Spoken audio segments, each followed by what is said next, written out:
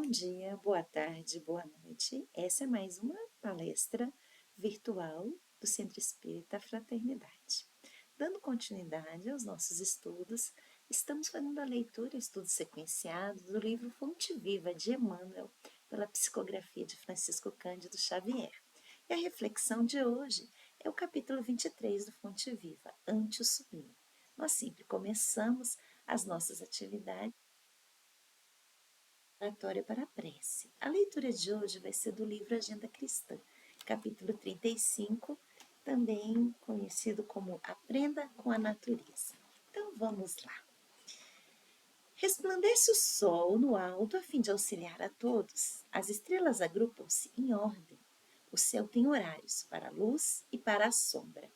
O vegetal abandona a cova escura, embora continue ligado ao solo, buscando a claridade a fim de produzir. O ramo que sobrevive à tempestade cede a passagem dela, mantendo-se, não obstante, no lugar que lhe é próprio. A rocha garante a vida do vale, por resignar-se à solidão. O rio atinge os seus objetivos, porque aprendeu a contornar obstáculos. A ponte serve ao público sem exceções, por afirmar-se contra o extremismo. O vaso serve ao oleiro, após suportar o clima do fogo. A pedra brilha depois de sofrer as limas do lapidário. O canal preenche as suas finalidades, por não perder o acesso ao reservatório. A semeadura rende sempre de acordo com os propósitos do semeador. Então, com esta inicial reflexão, falando justamente sobre a natureza, nós rogamos a Deus nosso Pai, a Jesus, mestre, irmão, amigo, auxiliar a percebermos as lições contidas no Evangelho, à luz da nossa percepção e do nosso conhecimento, de modo que nós possamos fazer dessas lições um trabalho da nossa vida no sentido do crescimento e do aprendizado. Pedimos também pelo equilíbrio, pela harmonia e pela paz dentro de nós, nos nossos lares, nos nossos ambientes, nos ambientes de trabalho, nos ambientes que nós costumamos frequentar, na nossa cidade, no nosso país e, acima de tudo, no nosso planeta. Que o Senhor esteja conosco, hoje e sempre, assim seja. Vamos para o nosso texto, então. O livro Fonte Viva trabalha, como a gente sabe, cada versículo do Evangelho, vários versículos que foram escolhidos, e Emmanuel traz para a gente justamente esse, de Atos dos Apóstolos, o versículo 15, que está no capítulo 10. Está escrito assim: não faças tu comum o que Deus purificou. Vamos fazer a leitura para depois a gente refletir e contextualizar. Existem expressões no Evangelho que, à maneira de flores a se salientarem no ramo divino, devem ser retiradas do conjunto, para que nos deslumbremos ante o seu brilho e perfume peculiares. A voz celeste, que se dirige a Simão Pedro nos Atos, abrange horizontes muito mais vastos que o problema individual do apóstolo. O homem comum está rodeado de glórias na terra. Entretanto, considera-se num campo de vulgaridades, incapaz de valorizar as riquezas que o cercam. Cego diante do espetáculo soberbo da vida que lhe moldura o desenvolvimento, tripudia sobre as preciosidades do mundo, sem meditar no paciente esforço dos séculos que a sabedoria infinita utilizou no aperfeiçoamento e na seleção dos valores que o rodeiam. Quantos milênios terá exigido a formação da rocha? Quantos ingredientes se harmonizam na elaboração de um simples raio de sol? Quantos óbices foram vencidos para que a flor se materializasse? Quanto esforço custou a domesticação das árvores e dos animais? Quantos séculos terá empregado a paciência do céu na estruturação complexa da máquina orgânica em que o espírito encarnado se manifesta? A razão é luz gradativa diante do sublime. Não te esqueças, meu irmão, de que Deus te situou a experiência terrestre num verdadeiro paraíso, onde a semente minúscula retribui na medida do infinito de cada um, e onde águas e flores, solo e atmosfera te convidam a produzir em favor da multiplicação dos tesouros eternos. Cada dia, louva o Senhor que te agraciou com as oportunidades valiosas e com os dons divinos. Pensa, estuda, trabalha, serve. Não suponhas comum o que Deus purificou e engrandeceu. Essa é a reflexão de Emmanuel acerca do versículo. É muito importante a gente poder, é interessante a gente poder contextualizar o versículo dentro do contexto do Evangelho. E esse versículo, ele tem assim, uma característica muito especial, porque ele vem dentro de uma história que aconteceu justamente na época dos apóstolos, quando Pedro estava na cidade de Jope, que é uma cidade costeira, à beira do mar Mediterrâneo, e um centurião de nome Cornélio também estava em uma cidade um pouquinho mais ao norte, em Cesareia, que também é uma cidade marítima. E o centurião Cornélio era conhecido como um homem de bem, porque ele expressava sua religiosidade, orando e auxiliando aqueles que podia, por meio de doações e de esmolas. Esse centurião ele teve uma visão, e essa visão orientava ele que buscasse Simão Pedro na cidade de Jope. Então, ele encaminha 3 serviçais para a cidade de Jope, lá na cidade de Jope, e é perto da hora do meio-dia, já está com um pouco de fome, ele sobe ao terraço para orar enquanto a refeição é preparada. E enquanto ele ora, ele entra em êxtase. Na verdade, ele tem um desdobramento espiritual e ele tem a percepção de um espírito que se aproxima, trazendo. A gente sabe que naquela época os judeus eles tinham muitas restrições alimentares, no sentido dos alimentos que eram considerados impuros e que eram considerados puros. Então, eles se abstinham de uma série de alimentos, sobretudo de proteína animal.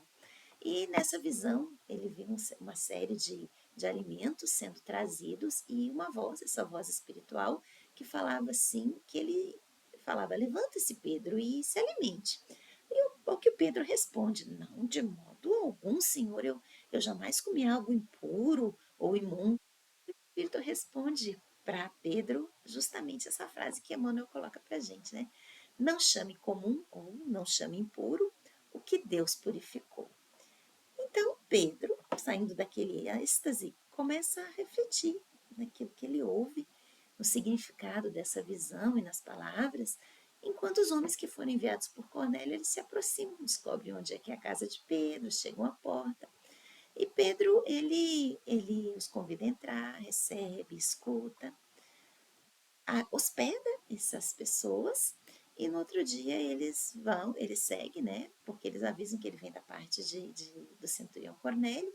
Eles vão até, e Pedro vai, ele mais alguns amigos, junto desses 3 trabalhadores, e vai até Cesareia, no que é recebido por Cornélio.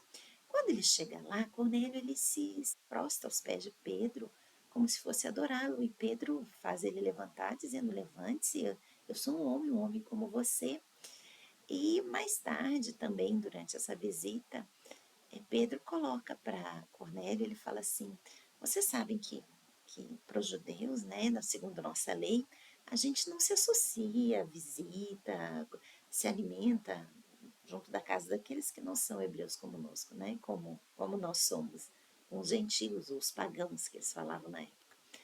E tanto como Pedro já havia refletido a respeito daquela percepção espiritual que ele teve, ele fala assim: Deus, entretanto, me mostrou que eu não posso chamar de comum ou de impuro a homem nenhum, porque agora eu percebo verdadeiramente que Deus não trata as pessoas com parcialidade, mas que Ele aceita a tudo e a todos que o honram e que fazem o que é justo. Então, essa é uma parte, né, do Manuel vai falando justamente assim, olha, Pedro está refletindo a respeito da, daquela percepção que ele tem, justamente dentro desse contexto. E a gente sabe que o homem, né, ele tá de tudo que Deus faz na criação divina, e a gente está numa dessas moradas da casa do Pai, que é o nosso planeta, experienciando um processo encarnatório num planeta de provas e expiações a caminho do planeta do de regeneração. E mesmo nesse planeta de provas e expiações, a misericórdia de Deus ela coloca tanta bondade, tanto cuidado, coloca esse prover, essa providência divina, para que nessa nossa trajetória a gente seja rodeado de muita beleza, tá? Para que a gente também possa estar sensibilizando as nossas percepções espirituais, o nosso campo de visão, para que a gente comece a ver o bem, a gente treinar os olhos para ver o bem, para a gente ser tocado por essa beleza, para que isso também nos ajude a gente a crescer, a gente a caminhar nessa nossa jornada. E de fato nós temos muitos, né? Muitos recursos naturais, muitos desses recursos divinos que o Criador manifesta na nossa vida. Que é assim que a gente vê esse cuidado. Entretanto, às vezes, como Pedro, a gente se fixa nessas sombras, né? O Pedro se fixava no que ele chamava de impuro, naquele que era comum, a gente se fixa nas dificuldades, naquilo que é inóspito, naquilo que a gente precisa vencer. E muitas vezes a nossa percepção do cuidado de Deus, do zelo que Ele tem para cada um de nós. O Emmanuel também, no livro Consolador, ele faz a gente refletir ainda mais a respeito dessa questão da, da natureza que nos rodeia e de tudo aquilo que Deus coloca para nos ajudar nesse processo de despertamento e nesse processo de caminhada. É, quando se pergunta, né, para Emmanuel, nesse livro Consolador, como devemos compreender a natureza, Emmanuel vai falando assim que a natureza é um livro divino. E é justamente um livro onde as mãos de Deus vão escrevendo a história com sabedoria.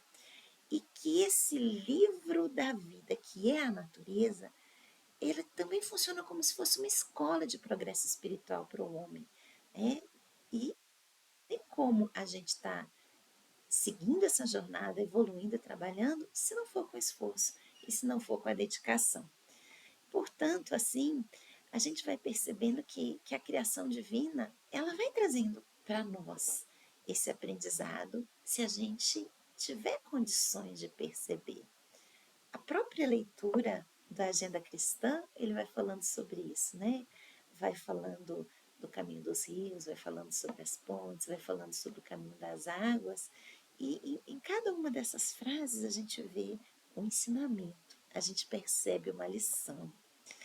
É, no livro dos Espíritos também, na questão 802, Kardec ele pergunta assim, olha, já que a gente já tem esse acesso ao Espiritismo que vem nos trazendo esses ensinamentos, por que os Espíritos não aproveitam e não fazem um upgrade ali, não se apressam por meio de manifestações maiores, né, para que a gente possa compreender o significado dos ensinamentos, as orientações da doutrina, o esclarecimento que elas nos traz. E a espiritualidade responde de uma maneira muito assertiva e bastante firme, mas extremamente coerente, dizendo assim: vocês desejam muitos milagres, vocês querem as facilidades, vocês já querem tudo mastigadinho, né? Mas Deus espalha a mancheias as belezas e os pequeninos milagres que são do cotidiano da vida, e a gente ainda nega, a gente ainda não enxerga, né? E a gente precisa ter essa percepção. E vai mais além a resposta dos espíritos, dizendo assim que muitos de nós, mesmo vendo, não acreditariam, e de fato muitas vezes nós vemos e não acreditamos. A gente deixa de perceber a beleza do presente do organismo físico que nos serve de ferramenta para esse crescimento. Se a gente puder observar com todo cuidado e com toda atenção todo o conteúdo que existe em uma célula, nem uma célula que forma o nosso organismo. O nosso organismo, a gente começa nessa jornada terrestre a partir do embrião, que é uma célula que vai se transformando, vai se multiplicando, vai se reproduzindo, e à medida que ela cresce, ela vai trazendo em outras células as informações e vai crescendo e vai se diferenciando em órgãos, em sistemas harmoniosos, que essa incrível máquina, essa máquina humana que a gente tem, que vai funcionando sem a necessidade da gente estar pensando e estar comandando, é um sistema autônomo que tem uma enorme bateria, que a gente poderia chamar, né, do nosso fluido vital, que vai animando o nosso organismo, o nosso corpo, e que é necessário para a gente completar essa nossa jornada. Então, assim, a gente vê que se a espiritualidade prepara durante o nosso planejamento reencarnatório uma máquina especial, personalizada, customizada para a nossa encarnação, essa ferramenta tão útil e tão preciosa, como é importante a gente perceber, como é importante a gente valorizar, como é importante a gente ter esse cuidado, essa atenção, esse zelo por tanta bênção que a gente recebe, só para nós, mas também da maneira como a gente trata a obra da criação, porque muitas vezes a gente tem um olhar para o que nos rodeia e que nos cerca, como se aquilo que está perto da gente fosse secundário, fosse inferior, não tivesse a mesma importância ou fosse descartável, e que está à nossa disposição, de fato está. Ao que a gente recebe como bênção de Deus da natureza, que essa mensagem nos passa, é para o nosso uso, sim, mas não para o abuso, porque a gente tem que estar respeitando a lei de conservação, né? Saber usar, compreender que isso vai ter uma utilidade, mas a gente não fazer uso do desperdício, do consumismo exagerado, do desrespeito àquilo que a gente tem, ou do egoísmo da gente querer reter na nossa vida e nas nossas mãos muito mais daquilo que a gente precisa, né?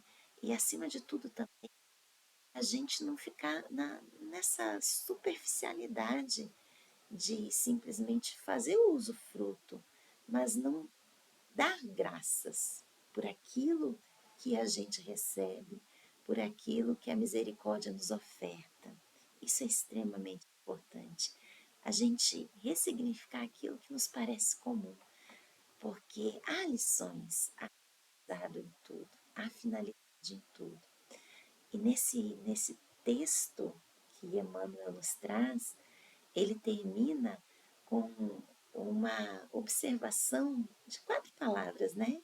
Ele fala assim: pensa, estuda, trabalha, reflete para você servir, né?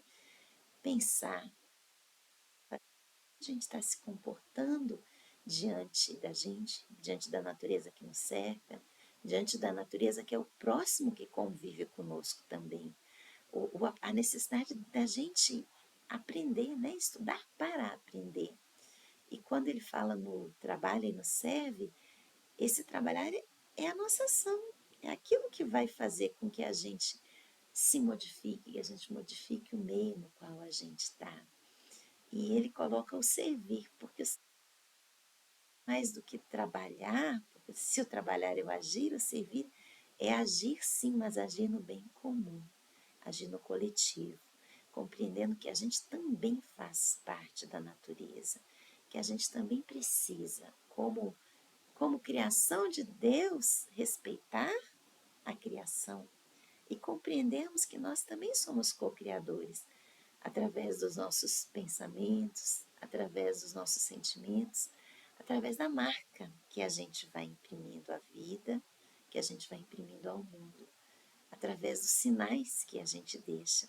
Porque assim como nós temos que ter esse olhar para os sinais de Deus, a gente também tem que olhar para a nossa trajetória e perceber que sinais nós estamos emitindo com aquilo que a gente diz, com aquilo que a gente faz, com aquilo que a gente fala, com aquilo que a gente pensa.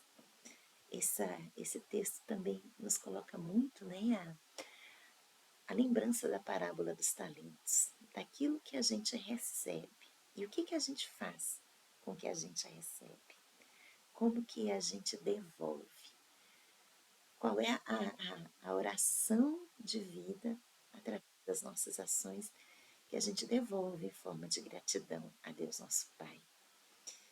Que a gente possa, diante dessas reflexões, nos colocar como servos, nos colocar como trabalhadores da seara de Deus, da seara do Cristo, para que a gente possa também ajudar um pouquinho mais, sair do nosso lugar comum, do nosso espaço protegido e a gente não ter medo de caminhar, da gente poder trilhar, da gente poder seguir, da gente poder colaborar e para a gente também ser um agente de transformação nesse mundo que tá se modificando e está precisando muito, muito de energia positiva, de bons pensamentos, de boas atitudes, de boas ações.